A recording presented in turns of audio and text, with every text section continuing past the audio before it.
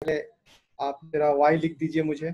Yes, फिर मैं class आगे बढ़ाता हूँ। साउंड एंड वीडियो दोनों जा रही है आपको। जरा टाइप करें वाई। गुड, ठीक ठीक ठीक है, ओके, चलिए।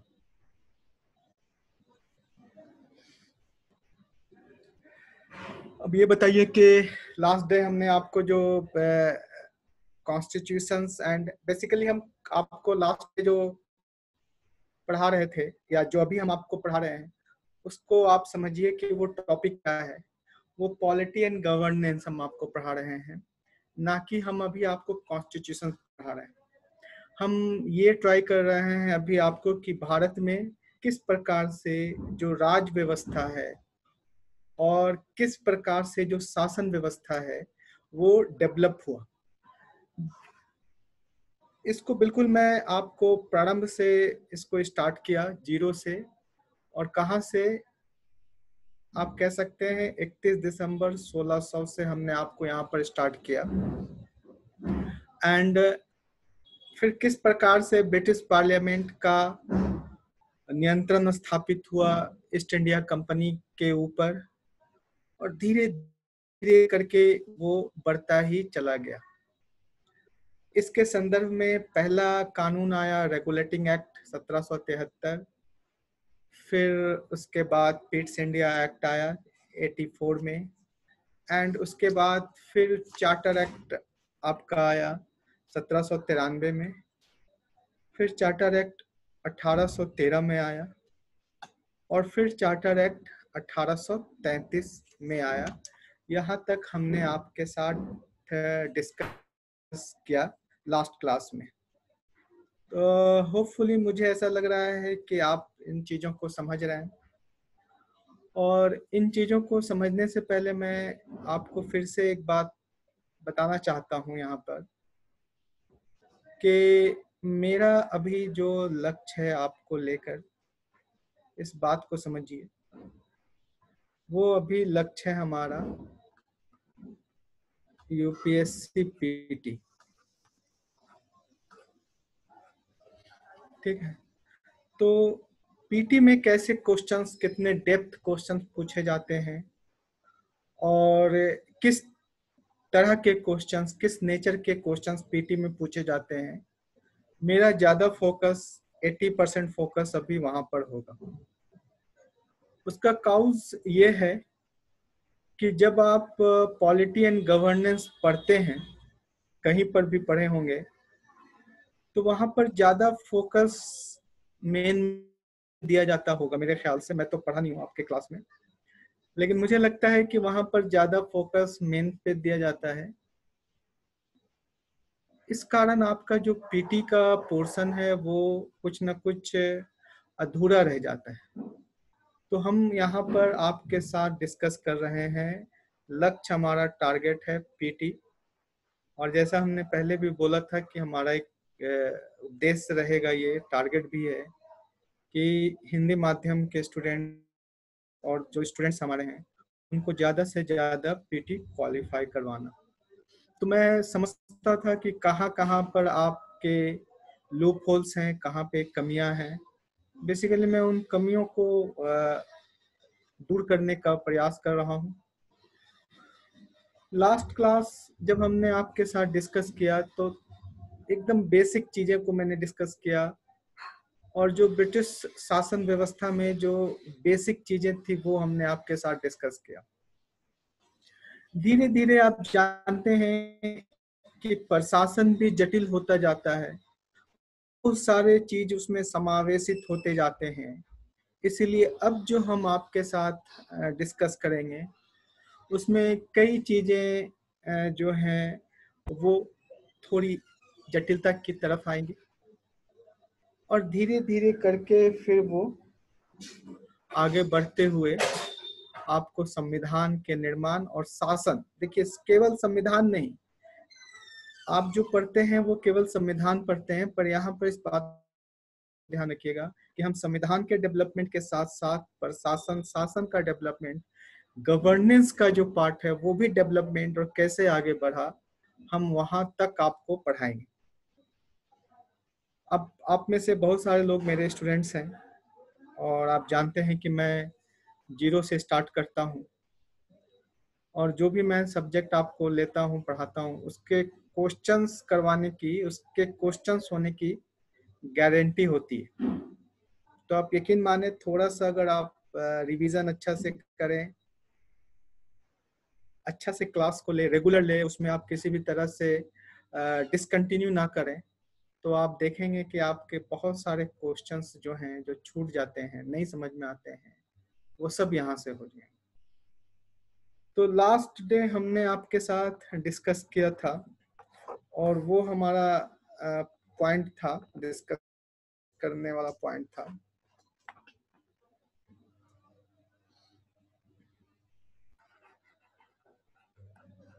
Charter act 1833। इसमें हमने आपको कुछ बातें बताई थी मूल रूप से।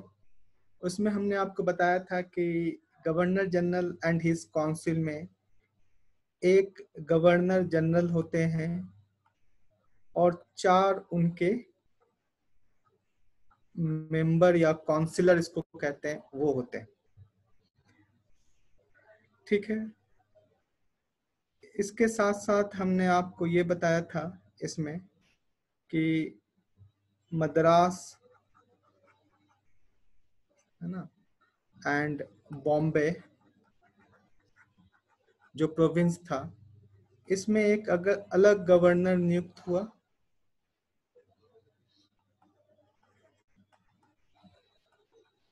इसमें भी एक अलग गवर्नर नियुक्त हुआ। इसके साथ 3 मेंबर होते थे, और इसके साथ भी 3 मेंबर होते थे। ठीक है, यहां तक हमने आपको बताया था। ये governor general as his council, जिसको हम लोग ये वाला है, ये governor general and his council इसको कहते थे।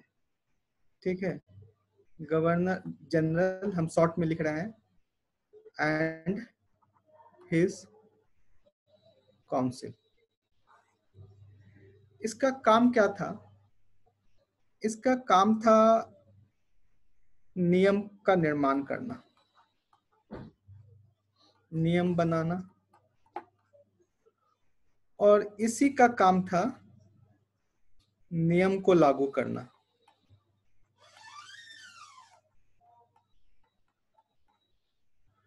मतलब एक ही समय में वो विधायिका भी थे और कार्यपालिका पे थे, है ना, दोनों में बाइफरकेट नहीं हुआ, दोनों एक ही थे, एक नियम बनाते थे और एक उसी को लागू करते थे।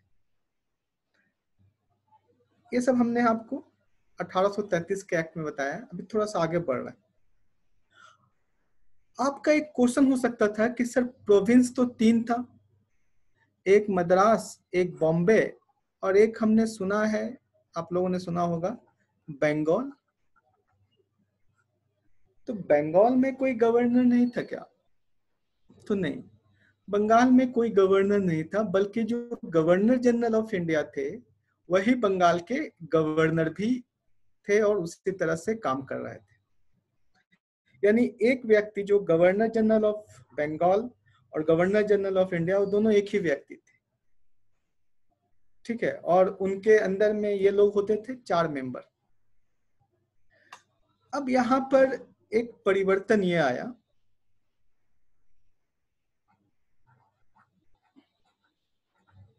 1843 में एक परिवर्तन यहां पर ये आया कि बंगाल के लिए हमें एक अलग सचिवालय चाहिए। क्यों? क्योंकि बंगाल का जो सचिवालय था, बंगाल का जो सचिवालय था, सचिवालय सेक्रेटारिएट, उसमें ना तीनों जगह का काम होता था। बंगाल का भी काम हो रहा है, बॉम्बे का भी काम हो रहा है, और मद्रास का भी काम हो रहा है।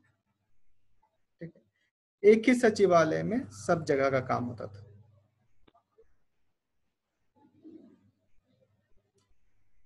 1843 में एक परिवर्तन हुआ, चेंज हुआ। क्या चेंज हुआ? तो सचिवालय को दो भाग में बांट दिया गया। बंगाल में सचिवालय को दो भाग में बांट दिया गया। एक को कहा गया ब्रिटिश इंडिया सेक्रेटरिएट और दूसरा को कहा गया बंगाल सेक्रेटरिएट, सचिवालय। ये जो सचिवालय था बड़ा वाला, इसको मैं थोड़ा सा कलर चेंज करके दिखाता हूं। ये जो सचिवालय था,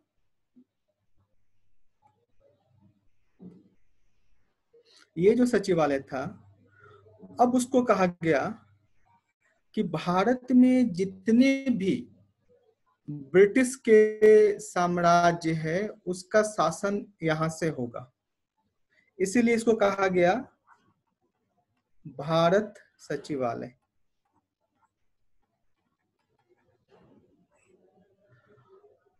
बंगाल में, बंगाल एक प्रोविंस था तो बंगाल का भी सेक्रेटरिएट होना चाहिए था। तो बंगाल के सेक्रेटरिएट को अलग कर दिया गया और इसको कहा गया बंगाल सचिवालय। ये आप ऐसे समझ सकते हैं कि दिल्ली में दो सचिवालय हैं, इसीलिए आप उसका नाम देते हैं। एक को बोलते हैं केंद्रीय सचिवालय जो पूरे भारत के लिए नियमों का निर्माण करता है, और दूसरा कहते हैं दिल्ली सचिवालय। वो क्या करता है? दिल्ली सरकार के लिए प्रशासनिक कार्यों को संपन्न करता है। मद्रास में भी अपना एक अलग सचिवालय था, बॉम्बे में भी अलग सचिवालय था। बंगाल में ये काम हुआ 1843 में, ठीक है, कि भारत के समस्त सचिवालय से बंगाल के सचिवालय को अलग कर दिया गया। और अब बंगाल के सचिवालय को कहा गया कि बंगाल प्रोविंस के अंदर जितना भी प्रशासनिक काम है अब आप कीजिएगा। और ब्रिटिश इंडिया सेक्रेटरिएट, भारत सचिवालय को कहा गया कि भारत में जितना भी प्रोविंस है या साम्राज्य के क्षेत्र हैं वहां का काम आप करेंगे। और अब जो यहाँ का हेड होता था इसको कहते थे गवर्नर जनरल ऑफ इंडिया। यही यहाँ पे ये वाला चीज, एंड इसके साथ 4 काउंसिल था। और 1844 में, 1844 में, 1843 में बन गया क्या? सचिवालय। और 1844 में क्या हुआ कि बंगाल के लिए एक अलग गवर्नर बन गया।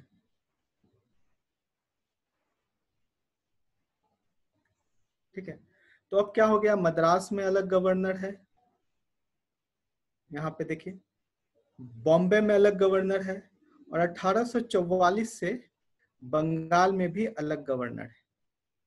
और इन तीनों के ऊपर भारत सचिवालय है जो गवर्नर जनरल ऑफ इंडिया के द्वारा काम को संपन्न करते हैं। ठीक है, तो जरा इस फिगर को बना लीजिए आप क्विक। हम आपको नोट्स जो है वो प्रोवाइड करवा देंगे, जैसे पिछले क्लास में किया था आपको, उस तरह से हम आपको नोट्स प्रोवाइड करवा देंगे। आप प्लीज इसका फिगर बना लीजिए।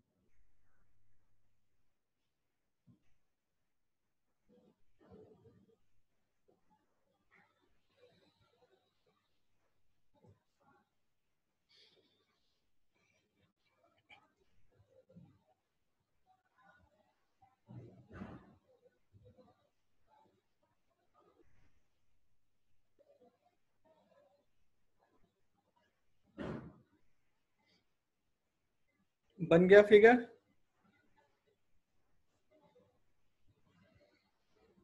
बन गया फिगर? मैसेज कीजिए जल्दी जल्दी।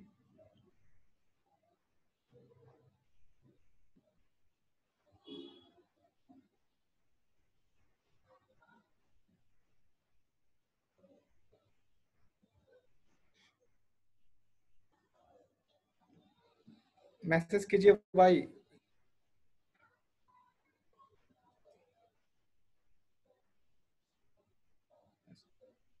ठीक है,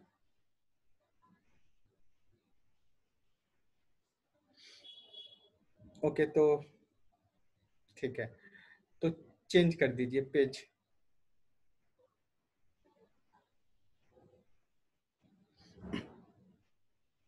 ओके, तो 1843 में ये घटनाएं घटित हुई। ओके, बंगाल के गवर्नर का नाम आएगा चार्टर एक्ट 1853 में। अभी आप इस पद को सृजित किया गया और आगे बढ़ा गया। एक बात और, फिर हम आएंगे चार्टर एक्ट 53 में। 43 में क्या हुआ कि governor general of India, governor general of India, है ना, जब भी हम गवर्नर जनरल बोलें तो आप समझिएगा गवर्नर जनरल ऑफ इंडिया, और गवर्नर बोलें तो समझिएगा प्रोविंस का। गवर्नर जनरल के अधीन कितने मेंबर हैं? इसके साथ 4 पार्षद हैं, काउंसिलर। और अब क्या किया गया, इसको ध्यान से देखिएगा। अब क्या किया गया, इसके अधीन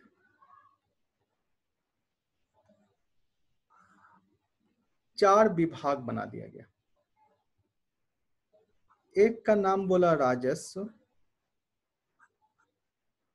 एक का नाम बोला गया सैन्य विभाग, राजस्व विभाग, सैन्य विभाग, ठीक है,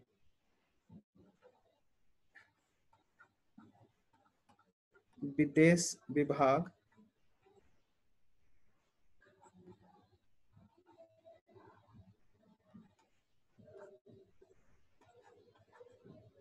गृह विभाग,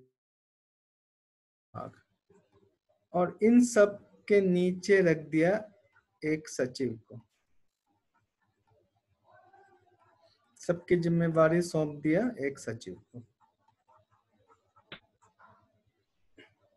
ठीक है, तो देखिए विभागीय व्यवस्था भी यहाँ पर थोड़ी थोड़ी करके आती है ना, और पार्षद का व्यवस्था भी यहाँ पर चल रहा है। तो ये इन बिटवीन 1853 एंड 1833 के बीच में ये 2 बड़े काम हुए यहाँ पर।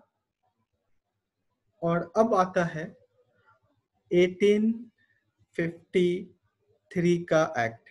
इसको जैसे लिख लीजिए जल्दी से, फिर हम आपको 1853 के एक्ट में आगे बढ़ते हैं।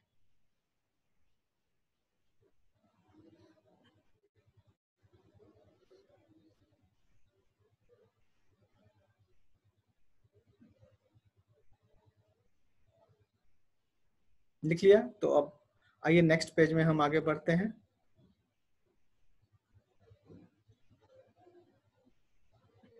नेक्स्ट पेज में हम आगे बढ़ते हैं।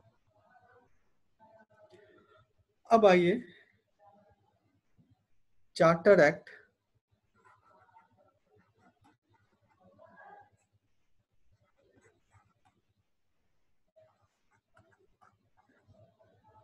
1853।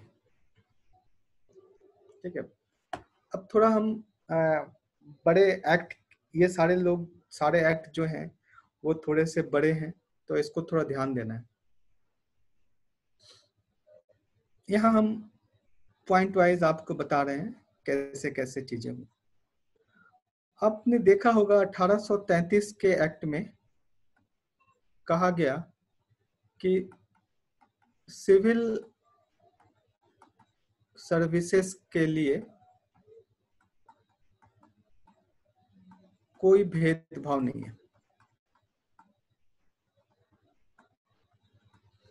लास्ट क्लास में हमने आपको पढ़ाया था कि एक सिद्धांत आया जिसमें कहा गया कि लोक सेवा में कोई भी आ सकते हैं, रंग, जाति, लिंग, भाषा, क्षेत्र के आधार पर कोई भेदभाव नहीं किया जाएगा। ये सिद्धांत था, पर ये लागू नहीं हुआ। ये लागू इसलिए नहीं हुआ क्योंकि जो कंपनी ईस्ट इंडिया कंपनी के बोर्ड ऑफ डायरेक्टर के पास ही यह अधिकार था नियुक्ति का। ठीक है, तो वो अपने लोगों में से ही लोगों को नियुक्त करते थे। 1853 के एक्ट में बोर्ड ऑफ डायरेक्टर के नियुक्ति का अधिकार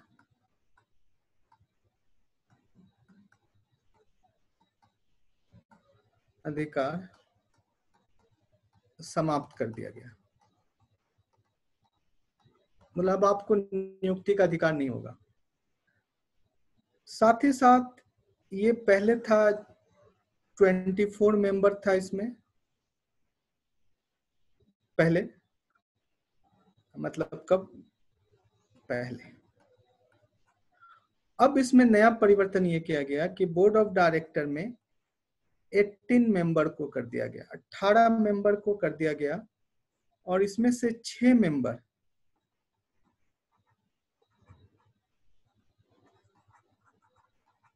क्राउन के द्वारा मनोनीत था। तो इसके अधिकार को ले लिया गया, खत्म कर दिया गया। और जब इसकी नियुक्ति का अधिकार समाप्त हो गया, जब इसके नियुक्ति का अधिकार समाप्त हो गया, तो नियुक्ति करे कौन? तब ऐसे स्थिति में लॉर्ड मैकाले कमेटी का गठन किया गया, जो क्या बनाएगा? सेवा शर्तें। और लॉर्ड मैकाले ने ऐसे सेवा शर्तें बनाई जिससे कि भारतीयों को किसी भी तरह से प्रवेश नहीं मिल सके। ठीक है, आयु को बहुत कम रखा, एग्जामिनेशन जो है वो लंदन में होंगे, इस तरह से कई प्रकार के शर्तों को इम्पोज किया गया। ठीक है, तो इसका उद्देश्य ये था सिर्फ कि भारतीयों को आने से रोका जाए। लेकिन इसके बावजूद भी 1864 में सत्येंद्र नाथ ठाकुर पहले आईसीएस हो गए। तो ये किसमें परिवर्तन क्या हुआ? नियुक्ति के संदर्भ में हुआ, और इसके कंपोजिशन जो पहले 24 होते थे, अब उसको घटाकर कर दिया गया 18।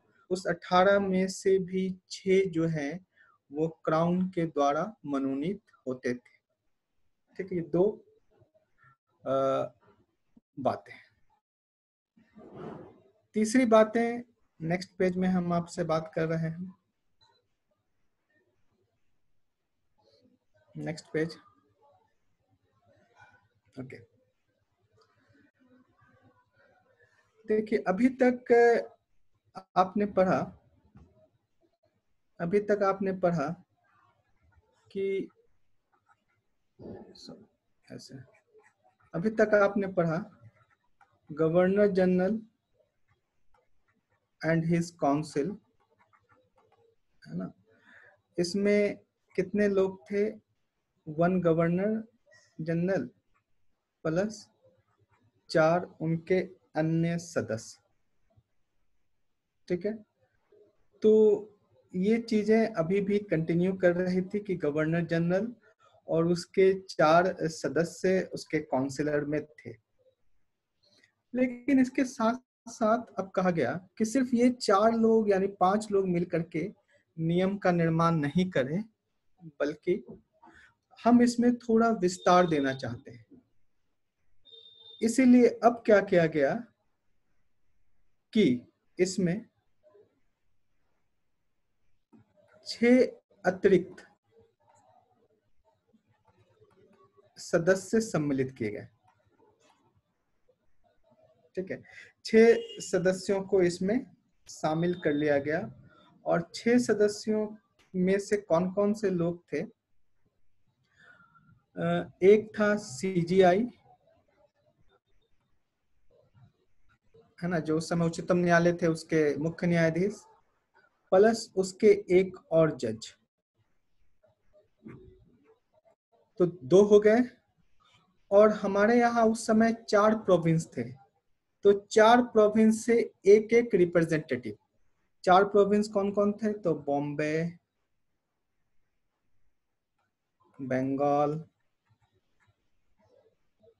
मद्रास,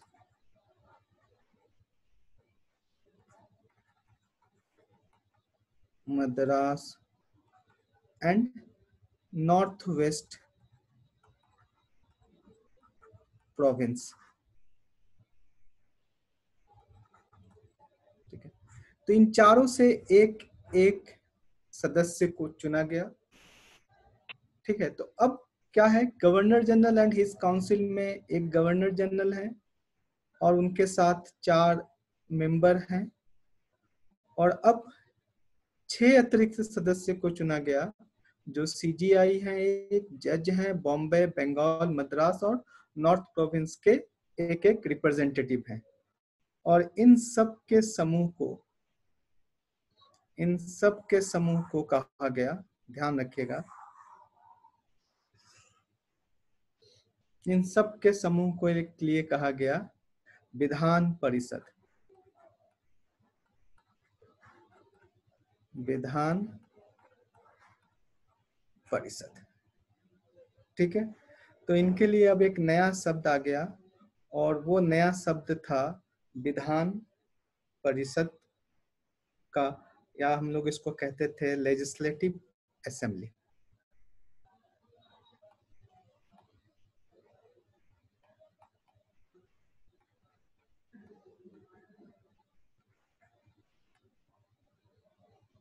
ठीक है, क्लियर? तो विधान परिषद का उद्भव हो रहा है कहां से? 1853 के एक्ट से। अब आप देखेंगे कि यही विधान परिषद धीरे धीरे लोकसभा और राज्यसभा का स्वरूप आगे बढ़ करके ले लेगा। ठीक है, तो इसको जरा लिखिए।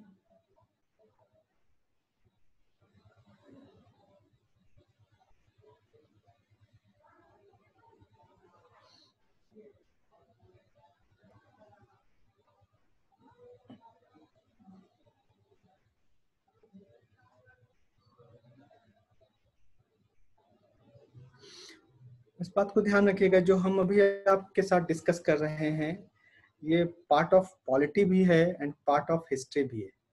क्योंकि हमारा जो राज्य व्यवस्था है, वो हमारा राज्य व्यवस्था हमारे इतिहास से निकल करके आया है। इसीलिए दोनों जगह इससे क्वेश्चन पूछे जा सकते हैं। आप देखेंगे तो इसके क्वेश्चंस इतिहास में भी हैं और पॉलिटी में भी हैं। क्लियर है? ओके,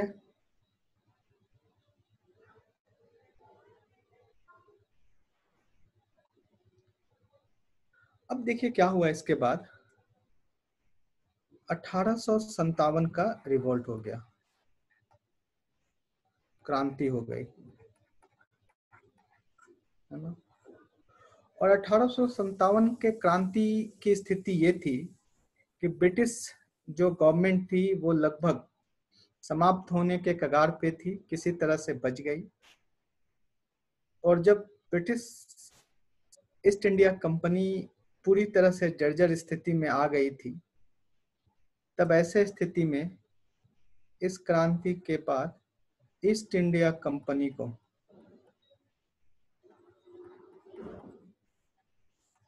समाप्त कर दिया गया। और इसके जितने भी दायित्व या जिम्मेदारी, लाइबिलिटीज,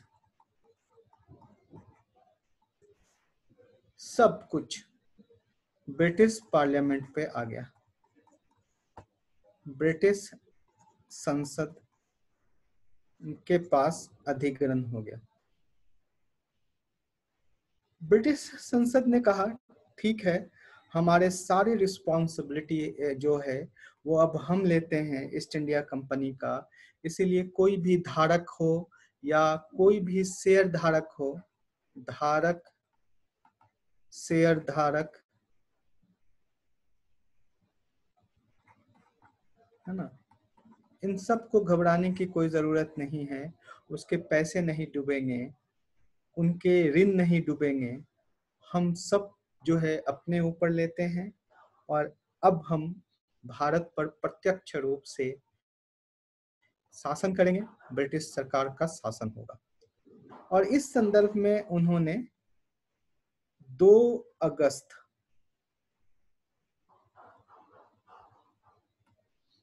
1858 में एक चार्टर एक्ट पारित किया।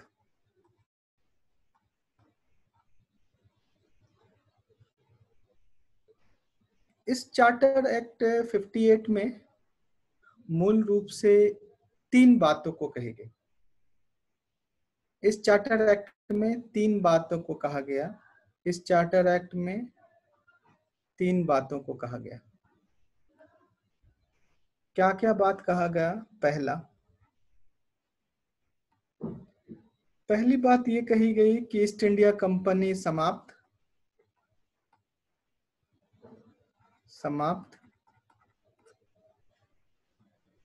और ब्रिटिश पार्लियामेंट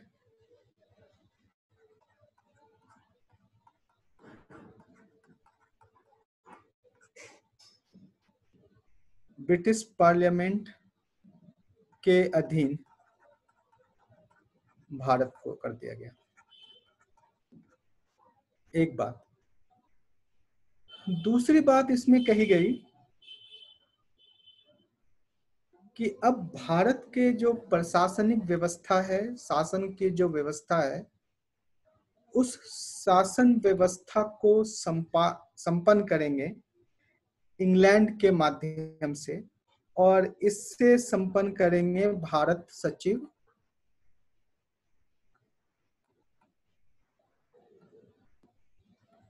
और 15 सदस्य, है ना, secretary of state and his 15 member के द्वारा भारत के लिए सभी प्रकार के नियम कानून इत्यादि का निर्माण किया जाएगा। ओके। इस 15 सदस्य में से 7 सदस्य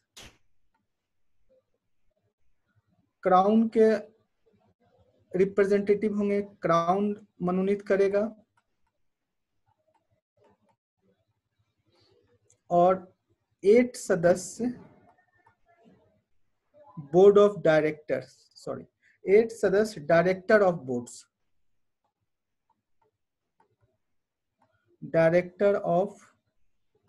बोर्ड्स, मनोनीत करेंगे या नियुक्त करेंगे।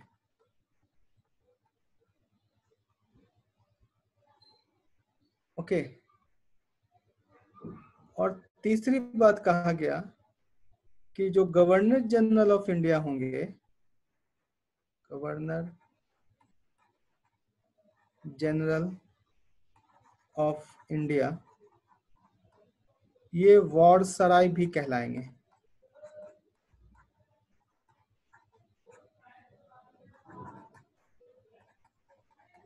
यानी जब ये क्राउन के रिप्रेजेंटेटिव के रूप में काम करेंगे तो आप इनको वारसराय कहेंगे, और अगर ये एग्जीक्यूटिव के रूप में काम करेंगे, यानी कि जब ये प्रशासनिक कार्यों को संपन्न करेंगे, तो इसे हम गवर्नर जनरल ऑफ इंडिया कहेंगे।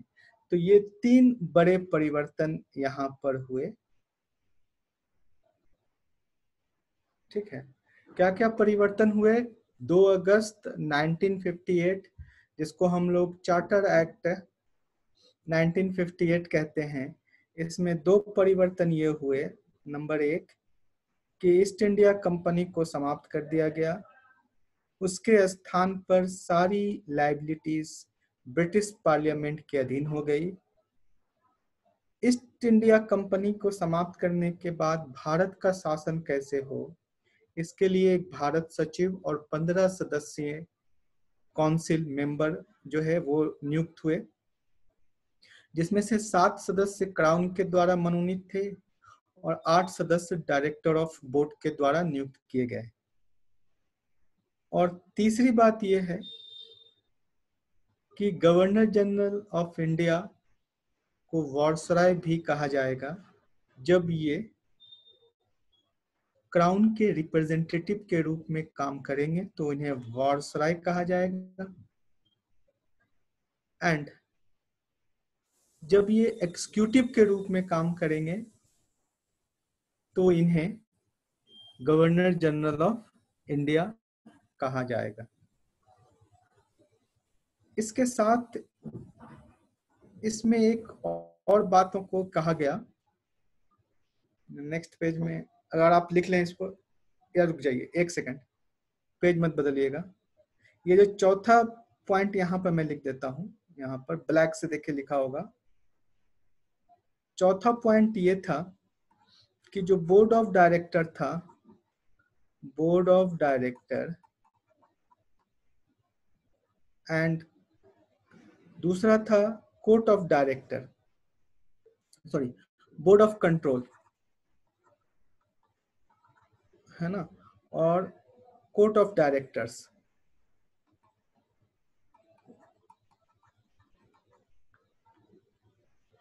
को समाप्त कर दिया गया।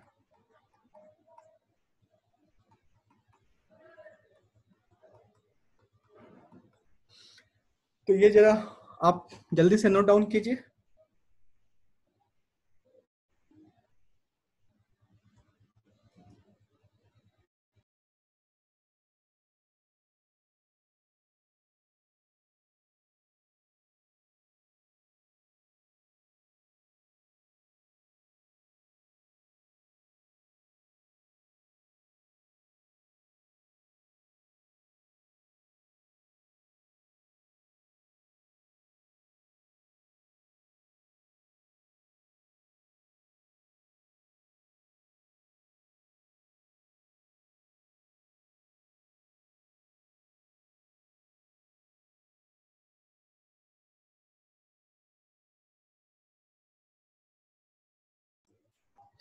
नोट डाउन करने के बाद आप मुझे तुरंत वाई लिखिएगा।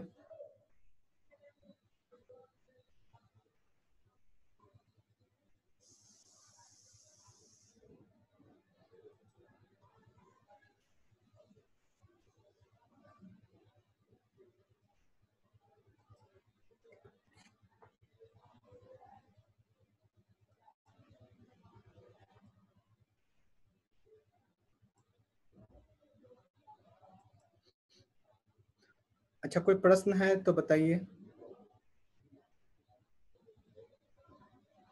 कोई प्रश्न हो तो अपने मोबाइल पे जो अनम्यूट कीजिए उसको, और फिर उसको मुझे बताइए कि कोई प्रश्न है आपका।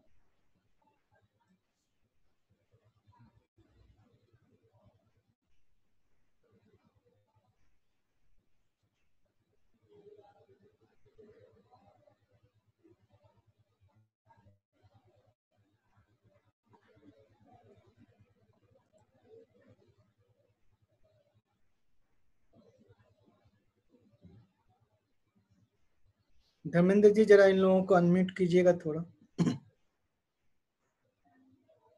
अनम्यूट करके अपने से प्रश्न, अपने वहां से प्रश्न डाल पूछे, अगर जो आपको प्रश्न पूछना है। एक एक करके, एक एक करके।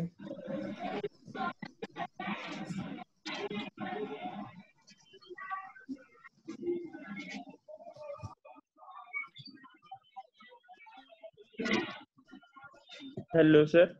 हाँ बोलिए।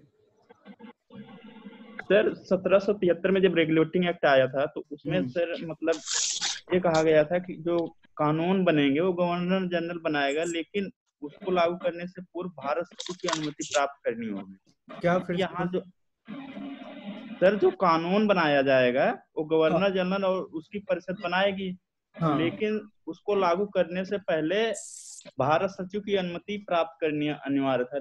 तो सर 1773 में भारत सचिव भारत कौन? भारत सचिव नहीं था वहां पर। वहां पर एक राज्य सचिव, भारत राज्य सचिव करके एक पद को क्रिएट किया गया था। और मेरी बात समझ रहे हैं, भारत राज्य सचिव करके एक पद को क्रिएट किया गया था। और बेसिकली ये जो राज्य सचिव का जो पद था वो आया था पिट्स इंडिया एक्ट 84 में। जो बोर्ड ऑफ कंट्रोल होते थे ना, 6 मेंबर, बात नहीं कीजिए, बोर्ड ऑफ कंट्रोल जो होते थे 6 मेंबर, उसमें से एक मेंबर था। अब इसको जो है वो खत्म कर दिया गया 58 में। बोर्ड ऑफ कंट्रोल भी खत्म, कोर्ट ऑफ डायरेक्टर्स भी खत्म। ठीक है, दूसरा क्वेश्चन किसका है? Hello sir. बोलिए। सर ये चौथा नंबर नहीं समझ आ रहा। चौथा नंबर जो मैंने यहाँ लिखा है, हाँ सर। ये board of control and court of director को समाप्त कर दिया गया। अभी तुरंत मैंने बोला कि बोर्ड ऑफ कंट्रोल का गठन किया गया था पिट्स इंडिया एक्ट के द्वारा, और कहा गया था वो कंपनी के ऊपर नियंत्रण रखेंगे, तो उसको वो समाप्त कर दिया गया। ठीक है ना। और कोर्ट ऑफ डायरेक्टर्स जो यहाँ पर आया, जो उसके अंदर के जो 24 मेंबर वाले जो कोर्ट ऑफ डायरेक्टर जो ईस्ट इंडिया कंपनी को गवर्न करते थे, उसको भी यहाँ पर समाप्त कर दिया गया। सर एक क्वेश्चन है। हेलो, बोलिए। सर ये इसमें जो बोर्ड ऑफ डायरेक्टर की नियुक्ति का अधिकार समाप्त कर दिया गया था 1853 वाले एक्ट में, हाँ। और 18 मेंबर हो गए थे, तो इसमें जो 6 मेंबर थे उनको क्राउन वो मनोनीत करेगा, और जो बाकी के 12 मेंबर थे फिर उनको कैसे उसमें शामिल किया जाएगा काउंसिल में? वो जो पहले जो उसके शेयर होल्डर होते थे ना ईस्ट इंडिया कंपनी के, हाँ जी। हाँ, वो अपना नॉमिनेट करते थे। जैसे आज भी कोई कंपनी होता है तो उसमें जो बोर्ड ऑफ डायरेक्टर्स होते हैं, उसमें शेयर मेंबर्स जिनके शेयर ज्यादा होते हैं, वो लोग उसके अंतर्गत उसको वोटिंग करके उसके पास जो अधिकार होता है उसके माध्यम से वो उसको नॉमिनेट करते हैं। तो उसी तरह से ये भी नॉमिनेट हो रहे थे। और इनको चूंकि अब ईस्ट इंडिया कंपनी ही खत्म हो गई, ऐसे स्थिति में दोनों की कोई प्रासंगिकता नहीं थी, क्योंकि अब तो वो सीधा पार्लियामेंट उसके ऊपर नजर रख रहा था। और पार्लियामेंट ने उसके ऊपर नजर रखने के लिए एक भारत सचिव एक तरह का मंत्री था। जैसे हम लोग बोलते हैं ना कोयला मंत्री, इस्पात मंत्री, तो वहां पर क्या होता है, जो मंत्री होते हैं वहां पर उसको एक विशेष प्रकार का चार्ज दिया गया और उसको कहा गया कि भारत सचिव, सेक्रेटरी ऑफ स्टेट करके, इस तरह से। Okay sir. सर एक क्वेश्चन था। बोलिए। सर 1858 के बाद एक्ट के बाद व्यापारिक कार्य ये क्राउन के द्वारा ही होते थे फिर? तो सारा जो है वो सारा नियंत्रण, सारा व्यापार वो अब किसके अधीन था? वो तो क्राउन के अधीन आ गया, मतलब ब्रिटिश पार्लियामेंट के अधीन आ गया। तो अब सब कुछ ब्रिटिश पार्लियामेंट एंड क्राउन के द्वारा ही संपन्न। तो सर व्यापारिक गतिविधियों के लिए कोई अलग से बनाया गया था ये? आवाज आपको नहीं आ रही है सर। व्यापारिक गतिविधियों के लिए कोई अलग से काउंसिल बनाई गई थी या इसी के अधीन था सब? अभी तो इसी तरह से चल रहा था। अभी फिर देखेंगे हम तुरंत कि किस प्रकार से 2 वर्ष के बाद ही, 2.5 वर्ष के बाद ही एक बहुत बड़ा एक्ट आता है जिसका नाम है इंडियन काउंसिल एक्ट 1861।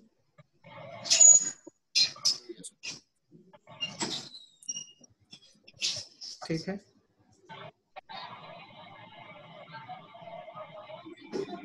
और कोई प्रश्न? नो।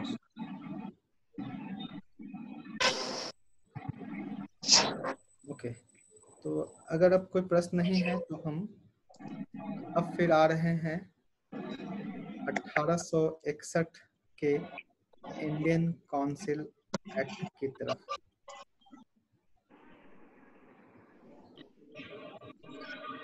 ठीक है, आगे बढ़े। Yes sir. ओके, तो न्यू पेज में हम आगे बढ़ते हैं।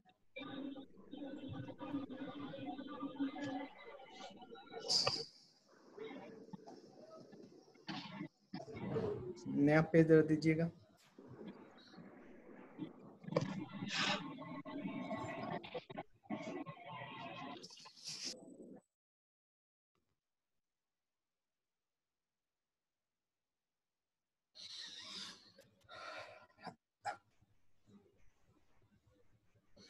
अब आइए हम आपसे बात कर रहे हैं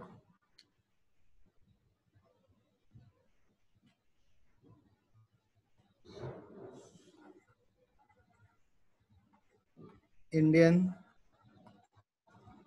काउंसिल एक्ट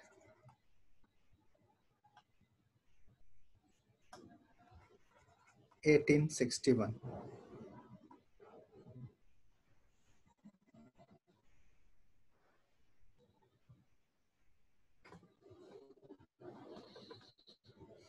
आवाज सबको जा रही है ना?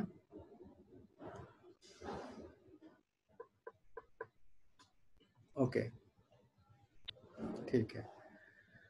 ये एक व्यापक बड़ा एक्ट था, एक व्यापक एक्ट था जिसमें कई महत्वपूर्ण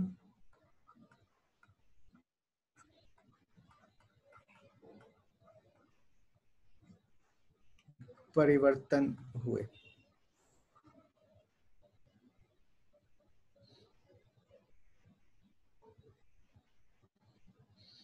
अब इसमें क्या क्या परिवर्तन हुआ, हम एक एक करके आपके साथ डिस्कस कर रहे हैं।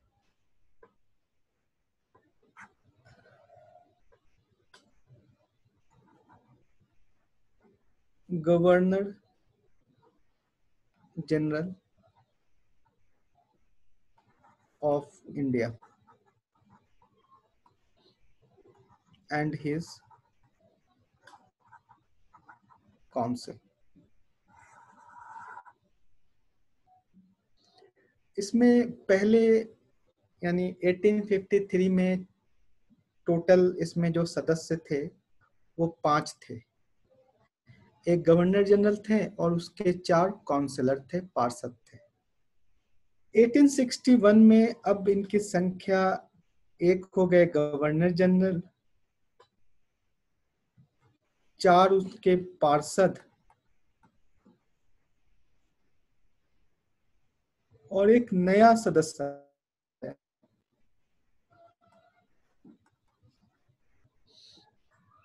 जिसको कहा गया विधि वेत्ता या विधिवृत्ति, है ना। तो अब इनके जो काउंसिल थे, governor general and his council, इसमें टोटल हो गए कितना, 4 और 1 5 और 1 6। जैसे हमने आपको 1853 में बताया था कि कानून का निर्माण करने के लिए अतिरिक्त सदस्य होते थे वहां पर 6, याद है आपको? 6 में से कौन कौन होते थे? एक सीजीआई, एक जज, दूसरा जज होते थे, तीसरा 4 अलग अलग प्रोविंस के 4 रिप्रेजेंटेटिव, तो 6 थे अतिरिक्त सदस्य। अब यहाँ पर अतिरिक्त सदस्यों की जो संख्या है उसको बढ़ाई गई।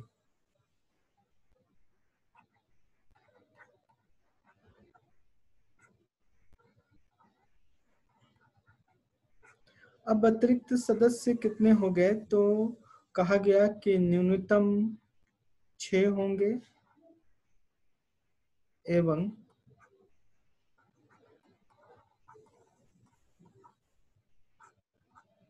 अधिकतम 12 होंगे। ठीक है, तो 6 अधिकतम, न्यूनतम 6 और अधिकतम जो है 12 इसमें सदस्य होंगे। इसमें से कम आधे सदस्य गैर सरकारी होंगे। है ना, यानी आधे जो हैं वो सरकारी होंगे और आधे गैर सरकारी।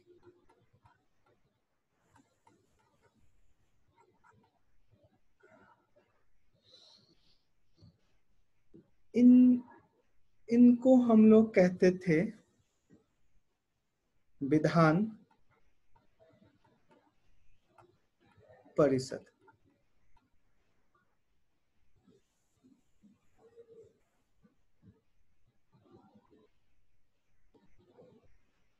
ठीक है। अब आधे जो गैर सरकारी सदस्य थे वो कहां से आते? तो इसमें कहा गया कि जो आधे से अधिक जो गैर सरकारी सदस्य थे वो राजा, जमींदार, या कई जगह पे भूमिपति लिखा होगा, जमींदार एवं कहां से आते थे? पूर्व अधिकारी से।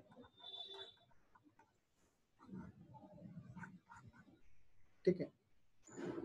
तो इनके लिए शब्द आया कि ये लोग होंगे विधान परिषद के सदस्य, और विधान परिषद के सदस्य जो हैं वो नियमों, क्या काम करेंगे? नियमों का निर्माण करेंगे।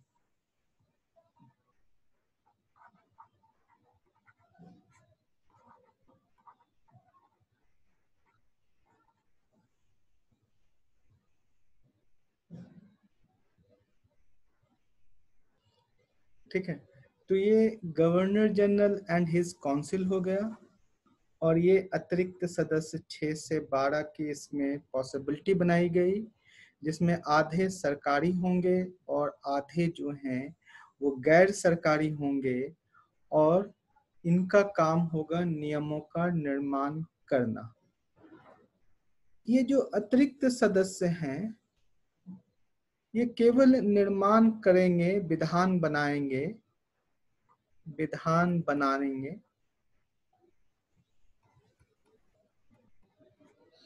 पर कोई प्रश्न नहीं पूछ सकते, कोई प्रश्न, पूरक प्रश्न नहीं पूछ सकते हैं। ठीक है। तो जरा इसको लिखिए जल्दी से।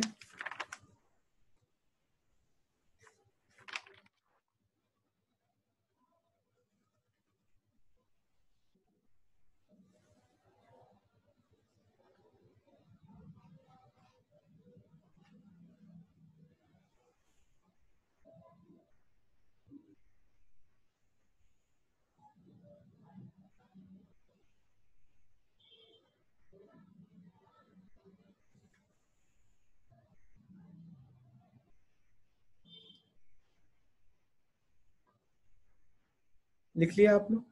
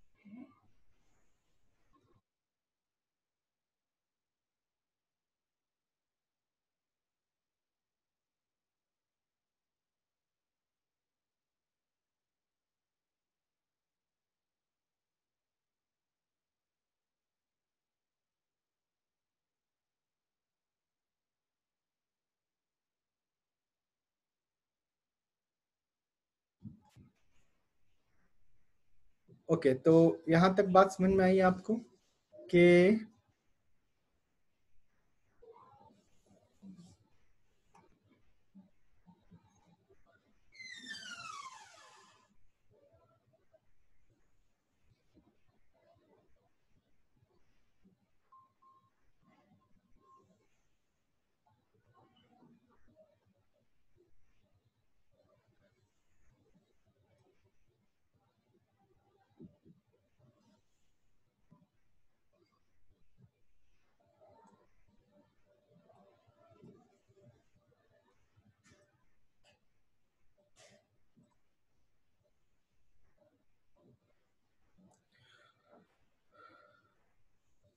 ओके, तो यहाँ तक आप लोग समझ गए, क्लियर है?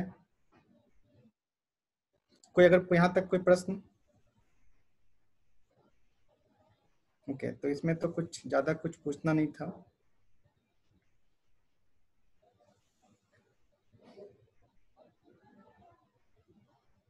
देखिए, कौन है?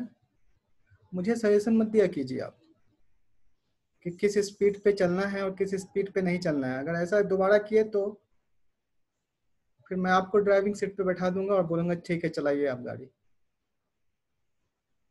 ठीक है, तो प्लीज स्पीड की बात नहीं है यहाँ पे। ओके, स्पीड पर के क्या कीजिएगा आप? कौन सा भी जाकर एग्जाम देना है आपको? मान के चलिए कि अगस्त से पहले शायद ही एग्जाम हो आपका, क्योंकि कल ही यूनिवर्सिटी में सर्कुलेशन आया है कि जो भी पेंडिंग एग्जाम है वो अगस्त से पहले नहीं होगा। जब यूनिवर्सिटी के एग्जाम नहीं होंगे तो यूपीएससी कहाँ इंडिया गेट के बाहर बैठा के एग्जाम करवा लेगा? नहीं ना, वो तो यूनिवर्सिटी में ही करवाएगा, यूनिवर्सिटी को ही सेंटर मानेगा ना। तो बहुत हड़बड़ाने की जरूरत नहीं है, जहाँ तेज पढ़ाना होगा वहां मैं आपको तेज करवा दूंगा। यहाँ पर एक ऐसा चीज है जहाँ पर आप बिल्कुल आराम से पढ़िए और एक एक चीज को समझिए, फिर आगे बढ़िए। आइंदा अगर आपको किसी को भी लगता हो इस तरह का, तो फिर आप अपने रास्ते चलिए, मेरे रास्ते जाने की जरूरत नहीं है आपको। चलिए नेक्स्ट पेज।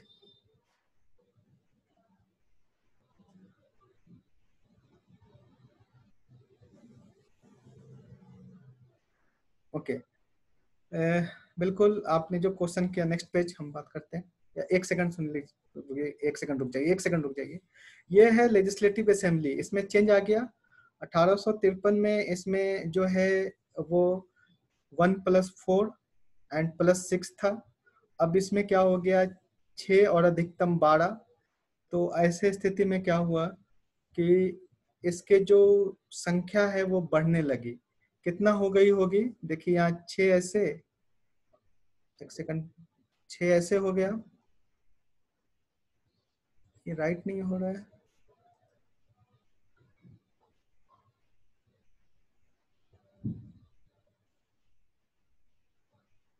ये धर्मेंद्र जी, ये राइट नहीं, पेन राइट नहीं कर रहा है।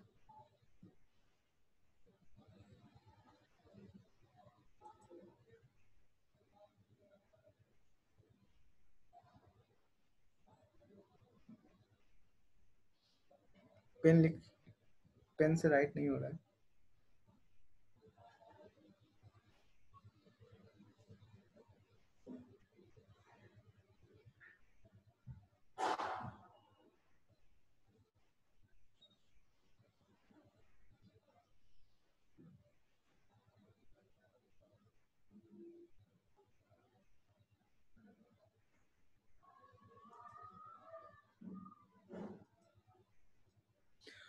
ओके, जैसे आपने देखा कि उस समय जो नंबर ऑफ काउंसिल थे उसमें भी लोग कम थे, और अभी जो है वो ज्यादा हो गया। कितना हो गया अभी?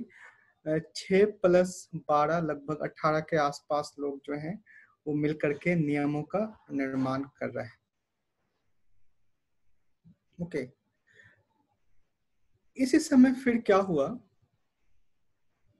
कि आपको याद है अभी हमने पढ़ाया था 43 में कि विभाग बने थे? नहीं, कैसे थे? 4 विभाग थे। 1861 के एक्ट में इन विभाग की संख्या 4 ही रही, विभाग 4 ही थे, पर नाम बदल दिया, नाम बदल गया। 4 विभाग कौन कौन थे आपको हमने पढ़ाया था, कौन कौन से विभाग थे? एक था सेना विभाग, सैन्य विभाग, उसका नाम कर दिया गया रक्षा विभाग। दूसरा जो वित्त विभाग, जो राजस्व विभाग था, उसका नाम कर दिया गया वित्त विभाग। तीसरा गृह विभाग चल ही रहा था, और चौथा विदेश विभाग, ये चल ही रहा था। इसके नीचे इसको संभालते थे सचिव, सचिव, सचिव, सचिव, ऐसा तो आप जानते हैं। इसमें एक परिवर्तन क्या हुआ, इन सब के ऊपर में एक मुख्य सचिव रख दिया गया।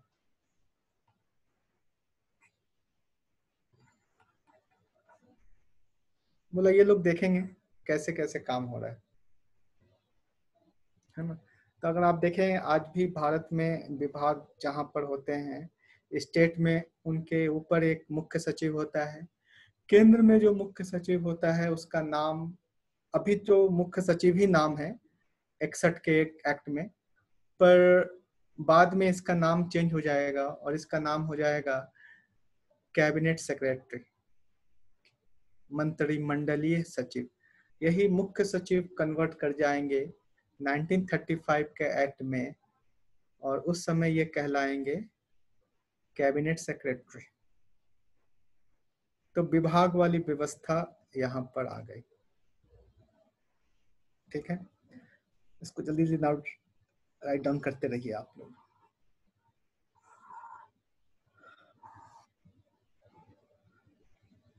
फिर आइए नेक्स्ट बात हम आपको कहें, इतना हम पढ़ा रहे थे आपको केंद्र में, सेंट्रल का, प्रांत भी तो था।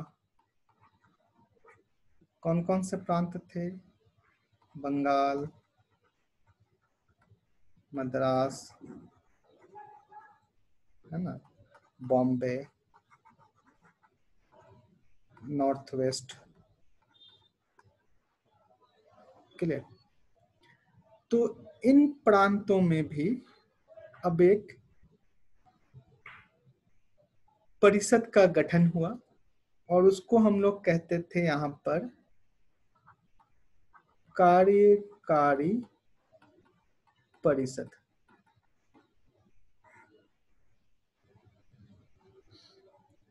ओके, कार्यकारी परिषद जो होते थे उसमें क्या, उसका क्या फॉर्मेशन था और उसके बारे में क्या क्या बातें कही गई। कार्यकारी परिषद, इसको हम लोग प्रांतीय परिषद भी कहें, प्रांत में था, ये प्रोविंस में था।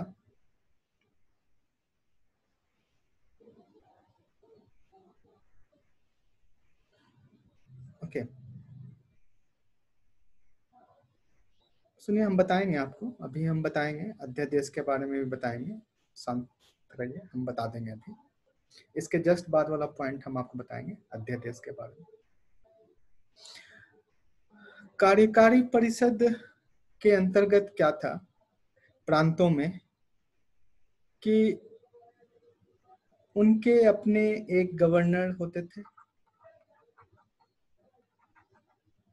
गवर्नर होते थे, और उन गवर्नर्स के साथ कुछ सदस्य को सम्मिलित किया गया। ठीक है, क्या एंड सदस्य, ये सब मिलकर के नियम का निर्माण करते, नियम का निर्माण करते। ठीक है, अपने लिए नियम का निर्माण करते, या नियम में संशोधन करते, है ना। जैसे मद्रास अपना करता, बॉम्बे अपना करता, नॉर्थ ईस्ट प्रोविंस अपना करता, ये सब अपने लिए नियम का निर्माण करते हैं। पर जो भी नियम होगा उस नियम पर गवर्नर जनरल ऑफ इंडिया का अनुमोदन होना चाहिए। आप नियम में बदलाव कीजिए, नियम का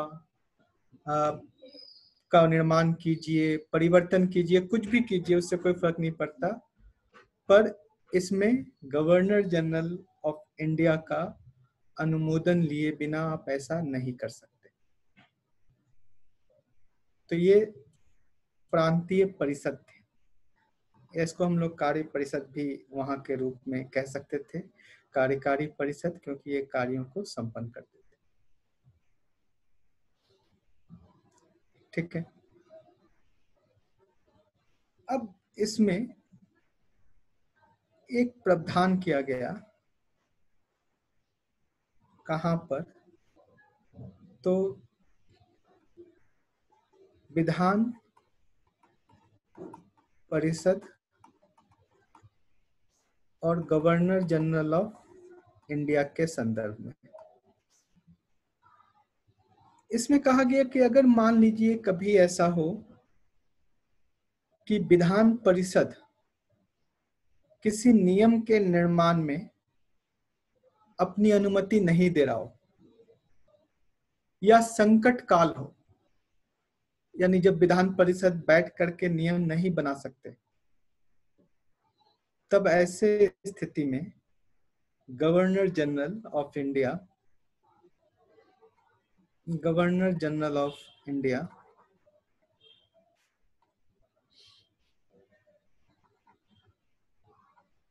क्राउन के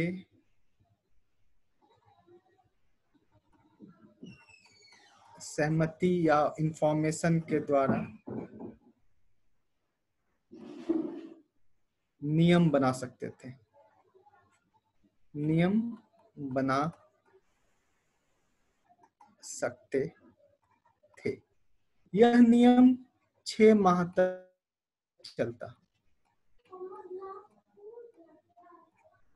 और इसे ही ऑर्डिनेंस कहते थे।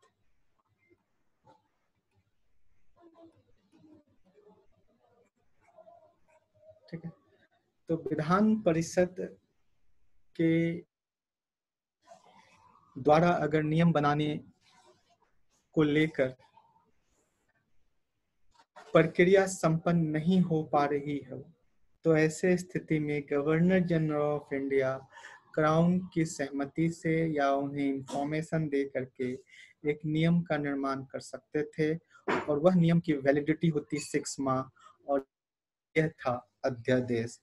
तो आप देखे होंगे कि भारत में अभी भी अध्यादेश जो है वो लाया जाता है जब विधायिका काम नहीं कर रही हो, स्थगित हो, और उसकी जो वैलिडिटी है वो 6 महीने तक होती है। तो ये है 61 का इंडियन काउंसिल एक्ट 1861। ठीक है। इसमें अगर कोई डाउट हो तो मुझे बताइए।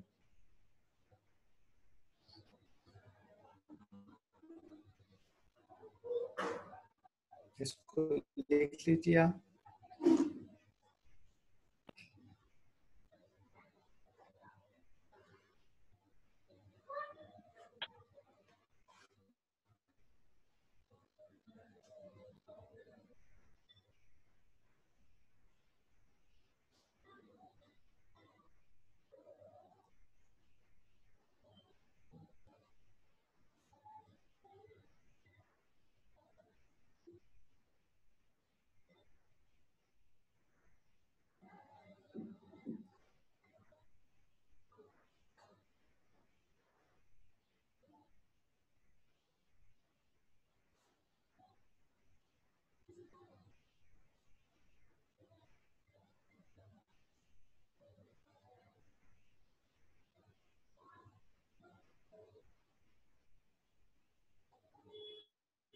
हाँ बोलिए राज, अपना माइक्रोफोन ऑन कीजिए और बोलिए।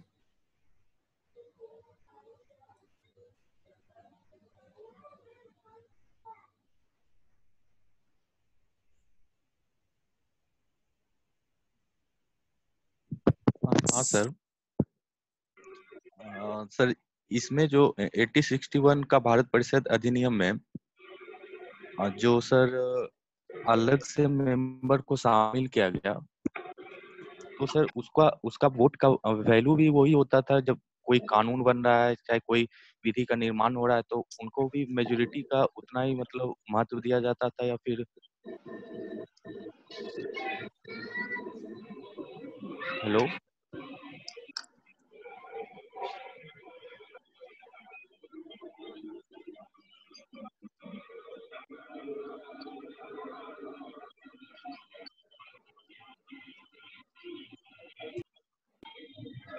आपके अनुसार जो मेंबर्स होते थे जी। उनको वैल्यू दिया जाता था, है ना? तो और सर और हाँ। एक इसके साथ एक और क्वेश्चन है सर, इसका कारण क्या था सर? कहने का मतलब इनको शामिल करने का फिर कारण क्या था? अच्छा, कारण इसका तो कारण ये था कि जब 1858 में चार्टर एक्ट आया तो उसमें जी। ब्रिटिश पार्लियामेंट ने ये घोषणा किया कि हम जो है आपको धीरे धीरे आगे बढ़ाएंगे। और 1861 के जो इंडियन काउंसिल एक्ट है उसमें तो सरकार ने स्पष्ट रूप से कहा था कि हम जो है आपके साथ संवैधानिक रूप से सुधार की तरफ आगे बढ़ेंगे। और संवैधानिक सुधार की बात इसमें कही गई थी, परंतु अनिच्छा से किया गया सुधार सदैव ही अपर्याप्त होता है, इसलिए ये बहुत ज्यादा लागू नहीं हो सका, दिखावा भरी था एक तरह से। परंतु धीरे धीरे जो सिस्टम है वो बन रहा था। तो ठीक है, अभी सिस्टम बहुत कारगर रूप से काम नहीं कर रहा था। अभी तक जितने भी लोग मेंबर्स उसमें होते थे वो चूंकि गवर्नर जनरल के साथ में ही हाँ में हाँ मिलाते थे, क्योंकि इसमें से ज्यादातर जो गैर सरकारी सदस्य थे वो कौन होते थे? वो राजा होते थे, या जो जमींदार या जमींदार, भूमिपति होते थे, या उनके पूर्व अधिकारी। के हाँ अधिकारी होते थे। तो अभी इसमें कॉमन मैन का एंट्री नहीं था, इसीलिए अभी कॉमन मैन से संबंधित कोई बात नहीं। तो जो भी वो बोलते थे उनको वो रेक्टिफाई करते थे। यानी मतलब कहीं ना कहीं वो अपने फेवर के जितने साइड में बिल्कुल, थे अभी तो सिर्फ वो अपने फेवर के हिसाब से काम कर रहे थे। अभी वो मुखौटा के रूप में ही समझिए, लेकिन चलिए नाम तो हिंदी आ रहा था ना, जी राय जी। साहब, बहादुर, इस तरह का लोग अभी आ रहे थे। Okay sir, thank you. ठीक है, ओके। और किसका क्वेश्चन है?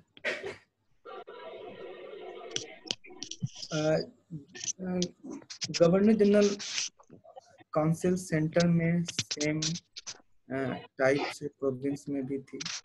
अभी देखिए प्रोविंस ना, अभी प्रोविंस में जो प्रांत था उसमें बहुत ज्यादा विस्तार नहीं आ रहा था। अभी प्रांत में, अभी समझिए कि प्रांत जस्ट गठित ही हो रहा था, 4-5 प्रांत आ रहे थे। तो वहां पर एक governor general and his council, अब उसके काउंसिल में कितना मेंबर थे? तो 6 या 5 प्रांत थे, तो अलग अलग थे। इसीलिए मैं अभी उसके बारे में आपको कोई विस्तृत जानकारी अभी नहीं दे रहा हूँ। ये सारी चीजें थोड़ी सी उभरनी स्टार्ट हो जाएगी जब आप इंडियन काउंसिल एक्ट 1892 पढ़ेंगे, तो थोड़ा सा और इसमें जो है क्लियरिटी आएगी, प्रांतों के संदर्भ क्लियरिटी इसमें आ जाएगी। क्लियर? आगे बढ़े हम।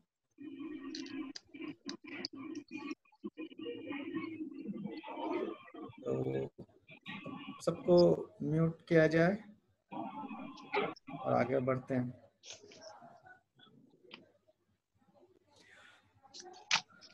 Okay,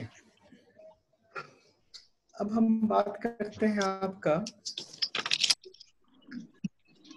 Indian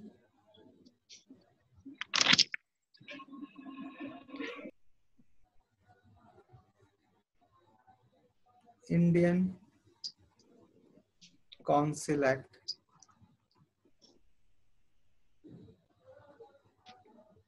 eighteen 92। ठीक है, ये जब कानून आया है ना, ये जब कानून आया तो इसके पीछे का बैकग्राउंड बड़ा इंपॉर्टेंट था। इसकी पृष्ठभूमि आप समझिए, पृष्ठभूमि बिना समझे ये कानून नहीं समझ सकते। इस कानून को लाने के पीछे अब जो है राष्ट्रवादी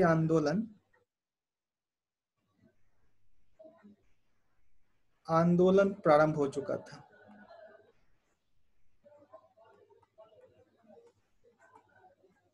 है ना, और इसमें 1885 में कांग्रेस का गठन हो गया। शुरू के 3-4 वर्ष कांग्रेस के साथ ब्रिटिश प्रशासन के संबंध अच्छे थे, फिर बाद में खराब होने लगे। तो कांग्रेस की डिमांड थी, इसके साथ साथ भारत में भी थोड़ी जागरूकता की वृद्धि हो रही थी। जागरूकता में वृद्धि,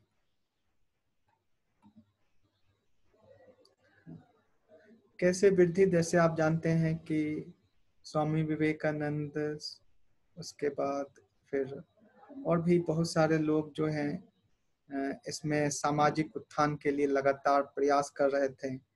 उसमें से आप जानते हैं ब्रह्म समाज आंदोलन चल रहा था। तो बहुत सारी चीजें जो थी वो एक जागरूकता को डेवलप कर रही थी। इसके साथ साथ ना सरकार के कुछ शोषणकारी घटनाएं भी हो रही थी। उसमें से 1878 में 2 बड़े ऐसे कानून आए जो कानून भारतीयों को बड़ा परेशान किया। उसमें से एक था प्रेस एक्ट, लिटन और आर्म्स एक्ट। इसी के साथ साथ आपने सुना होगा कि इल्बर्ट बिल पास हो गया। मतलब कोई भी हिंदुस्तानी अंग्रेज के मुकदमे की सुनवाई नहीं कर सकता था एक तरह से। ठीक है, तो ये चीजें भी हो रही थी। जागरूकता के संदर्भ में जैसे आप जानते हैं ब्रह्म समाज आंदोलन चल रहा था, ब्रह्म समाज आंदोलन। और 1857 तक कोलकाता, मद्रास और बॉम्बे में यूनिवर्सिटी बन चुकी थी, है ना। तो जागरूकता लोगों में आ रहे थे। इन सब परिप्रेक्ष्य में सरकार के ऊपर दबाव था कि वो कुछ और कानून लाए, क्योंकि जो सदस्य थे पहले वाले वो सब बहुत अच्छा से काम नहीं कर रहे थे। राजवाड़े हैं, उनको जनता से मतलब नहीं। भूमिपति यानी जमींदार, वो जनता के शोषक, और साथ ही साथ पूर्व अधिकारी, वो भी जनता के शोषक। तो क्यों ना इसमें हम कुछ बदलाव लाएं। तब ऐसे स्थिति में इसमें बदलाव लाना प्रारंभ किया गया। ठीक है, अब इसमें क्या बदलाव आया उसको हम लोग इसमें देखते हैं।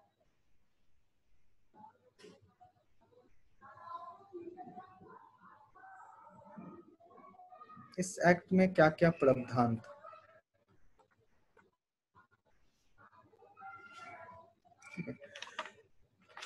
इस एक्ट में प्रावधान किया गया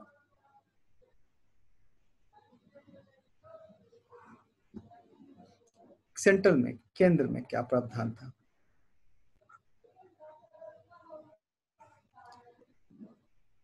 केंद्र में कहा गया कि केंद्रीय विधानमंडल में क्या है, जो लेजिस्लेटिव काउंसिल है हमारा, विधान परिषद जो है, उसमें अभी एक गवर्नर जनरल ऑफ इंडिया, ठीक है, प्लस इसमें 4+1 मेंबर, ये अभी चल रहे थे इसी तरह से। इसमें जो अतिरिक्त सदस्य थे, अतिरिक्त सदस्य जिसकी संख्या पिछले वाले एक्ट में 6 मिनिमम और मैक्सिमम 12 रखा गया, अब यहाँ पर इसकी संख्या को बढ़ाकर कर दिया गया मिनिमम 10 to 16 मैक्सिमम। इन सब को मिला करके कहा गया कि ये जो है क्या है, विधान परिषद है, और इसके लिए भी एक नया नाम दे दिया गया, विधानमंडल। दोनों नाम आते हैं, विधान परिषद भी और विधानमंडल भी। तो ये इस तरह से आगे बढ़ रहा था। इसमें ये कहा गया कि इसमें जितने अतिरिक्त सदस्य जितने होंगे, यहाँ पर देखिए, अतिरिक्त सदस्य जितने होंगे, ये अतिरिक्त सदस्य जितने होंगे, इसमें कम से कम 40% गैर सरकारी होंगे, 40% गैर सरकारी होंगे, और बाकी के लिए कहा गया कि कुछ जो है मनोनीत होंगे, कुछ मनोनीत होंगे,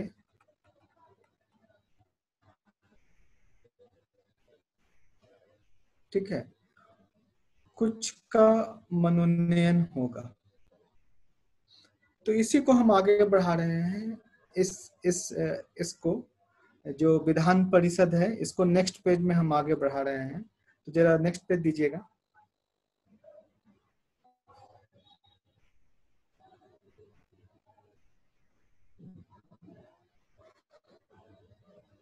नेक्स्ट पेज।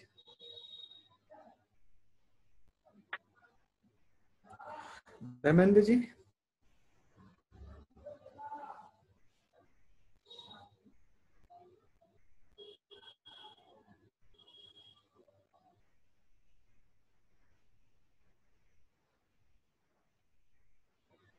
एक सेकेंड, धर्मेंद्र जी कहीं गए हुए हैं, कॉल करता हूँ।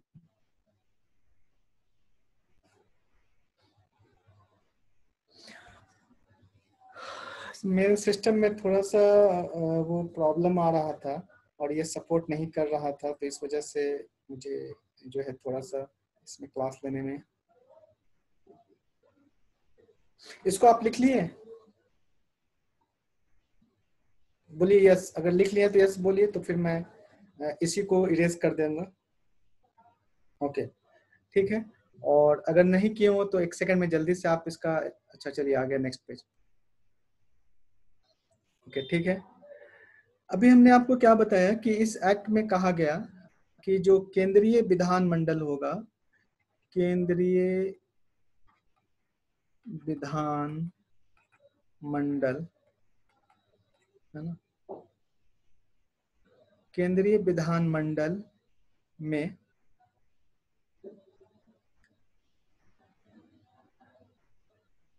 कैसे होंगे, तो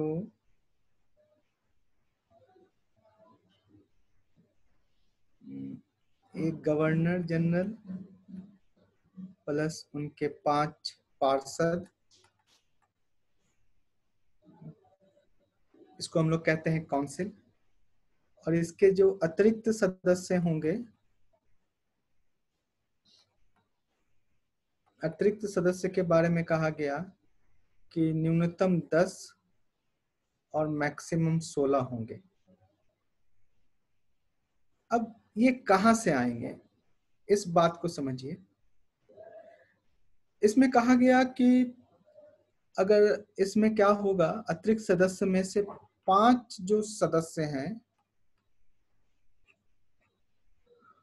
वो गैर सरकारी सदस्य 5 होंगे।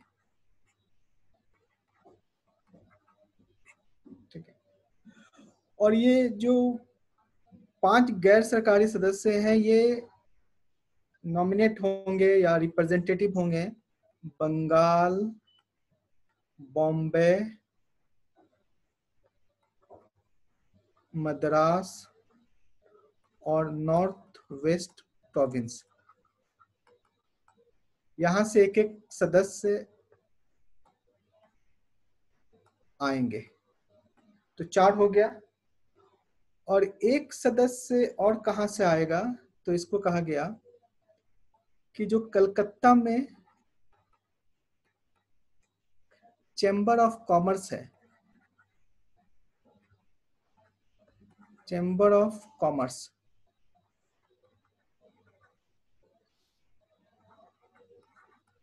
वहां से एक सदस्य आएंगे। तो ये हो गया 5 सदस्य। ठीक है। और शेष जो 5 सदस्य हैं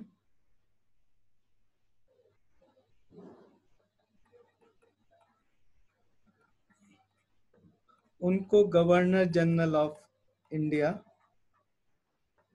नॉमिनेट करेगा, मनोनीत करेगा।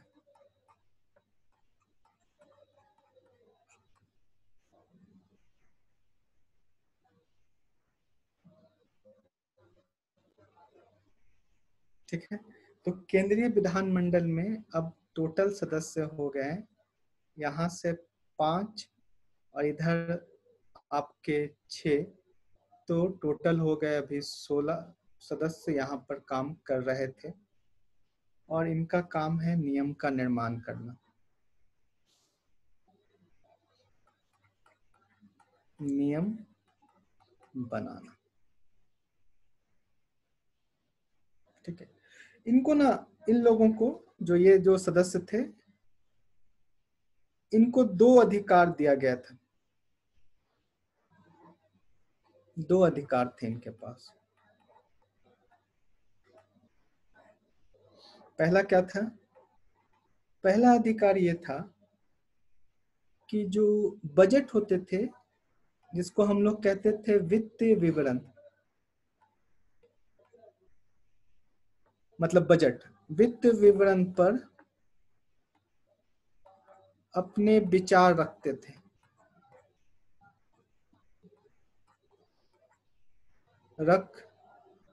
ऐसे लिख देते हैं, रख सकते। ठीक है। वित्त विवरण पर केवल अपने विचार रख सकते थे कि अच्छा है, खराब है, ऐसे करके, पर कोई कटौती वटौती नहीं कर सकते। और दूसरा इनका अधिकार ये था कि कोई भी सार्वजनिक हित, पब्लिक इंटरेस्ट का मैटर हो तो 6 दिन पहले, 6 दिन पूर्व सूचना देकर उस पर प्रश्न पूछ सकते थे, और जो उसको उत्तर मिलता उस पर वो पूरक प्रश्न भी पूछ सकते थे। आज कैसे होता है प्रश्नकाल, समझते हैं ना? प्रश्नकाल में जब हम लोग तारांकित प्रश्न पूछते हैं तो उसमें यही होता है कि हम लोग 10 दिन या 15 दिन पूर्व में सूचना दे करके मंत्री से जवाब मांगते हैं, और मंत्री जब वो जवाब दे रहा होता है तो हम उसमें क्रॉस क्वेश्चन करते हैं। तो यह बात स्टार्ट हो गया था कब से? तो 1892 के एक्ट से। क्या था यहाँ पे प्रावधान? यहाँ पर यह था कि सार्वजनिक हित पर 6 दिन पूर्व सूचना देकर प्रश्न पूछना एवं पूरक प्रश्न भी पूछ सकते हैं।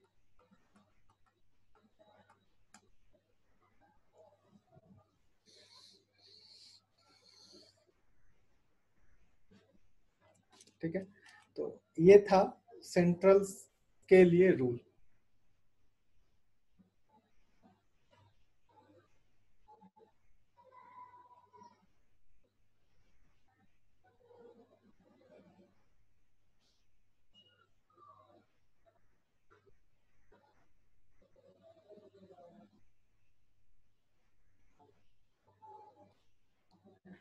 लिख लिए हो तो y लिखिएगा, मैसेज कीजिएगा y करके।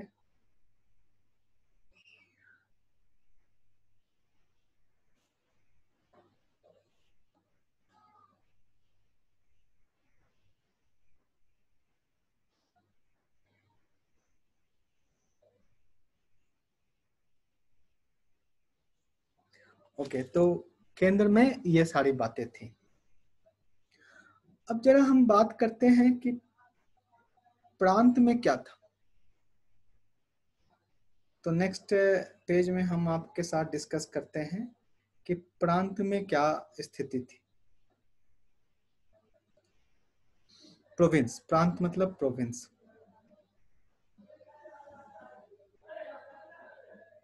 तो नेक्स्ट पैराग्राफ नेक्स्ट पेज में दीजिएगा मुझे।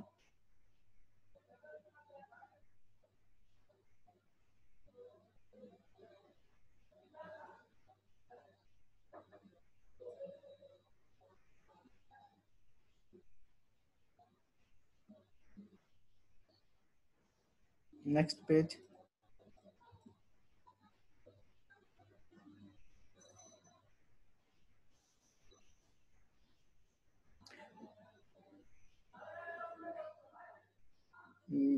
नेक्स्ट पेज दीजिएगा।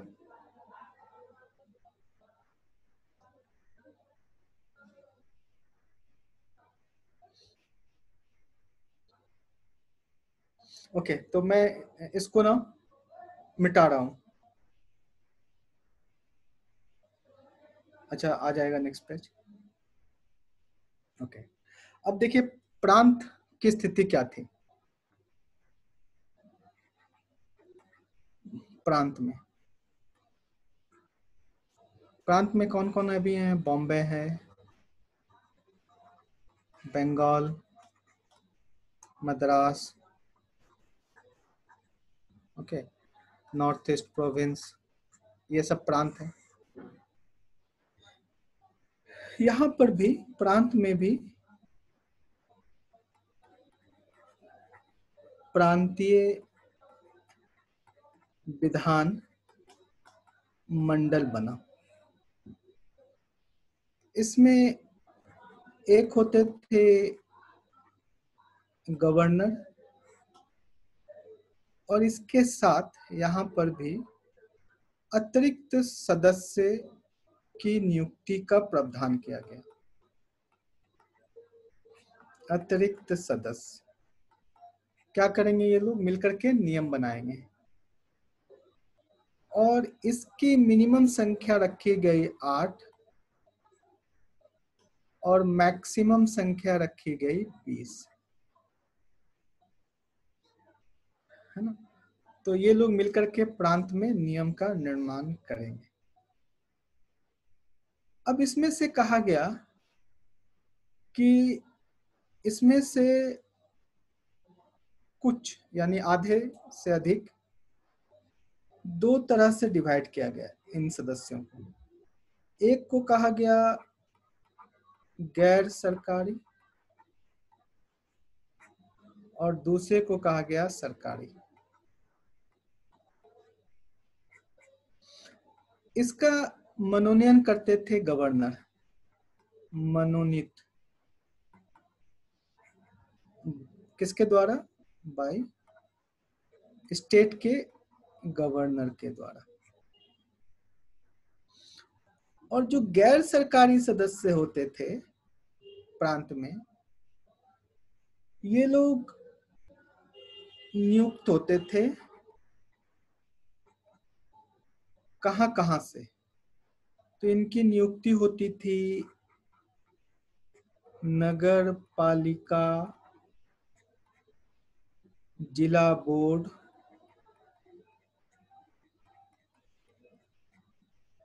विश्वविद्यालय,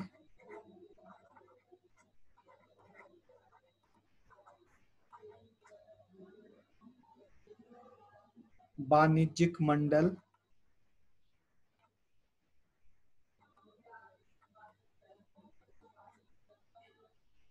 ठीक है।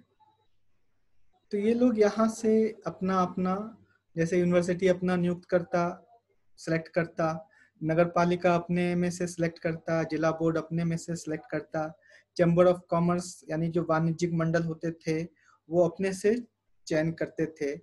इसीलिए ये जितने लोग होते थे, इसके लिए जो शब्द आता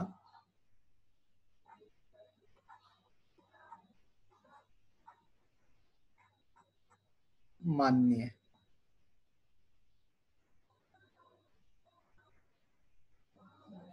ठीक है। तो ये स्टेट लेवल पर प्रांतीय विधानमंडल चल रहा था। कई जगह पे इनको मनोनीत भी कहते थे, पर मनोनीत इसलिए हम यहाँ नहीं लिख रहे हैं क्योंकि आप इस मनोनीत और इस मनोनीत में कंफ्यूज कर सकते हैं। मनोनीत इसलिए भी लिखते थे, आप ब्रैकेट में लिख लीजिए मनोनीत, क्योंकि ये लोग ना जिला बोर्ड, विश्वविद्यालय, वाणिज्यिक मंडल, नगर पालिका अपने में से इनको नॉमिनेट करते थे और ये जाकर के गवर्नर के साथ नियम का निर्माण करते थे। और अभी ये लोग किसी भी तरह से कोई प्रभावशाली भूमिका नहीं निभाते, केवल और केवल अपनी सदस्यों की संख्या को ही रिप्रेजेंट करते थे। तो ये था इंडियन काउंसिल एक्ट 1892, ठीक है।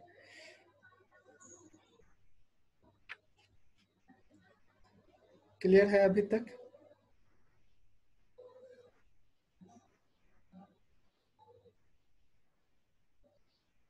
यस। अभी देखिए, अभी ना जो काम विधायिका है वही काम कार्यपालिका है, इसलिए अभी मंत्री उस तरह से नहीं बने हैं। जैसे अगला एक्ट में आप देखेंगे जो 1909 का एक्ट होगा, उसमें आप देखेंगे कि मंत्री किस तरह से आगे बढ़ते हैं और फिर किस प्रकार से अन्य कार्य को संपन्न होते हैं। अभी तो केवल सदस्यों की एंट्री हो रही थी। तो आज का क्लास इतना ही, आप सब लोग लिख लिए होंगे। कोई भी प्रश्न पूछना हो तो आप अनम्यूट करके मुझसे प्रश्न पूछें।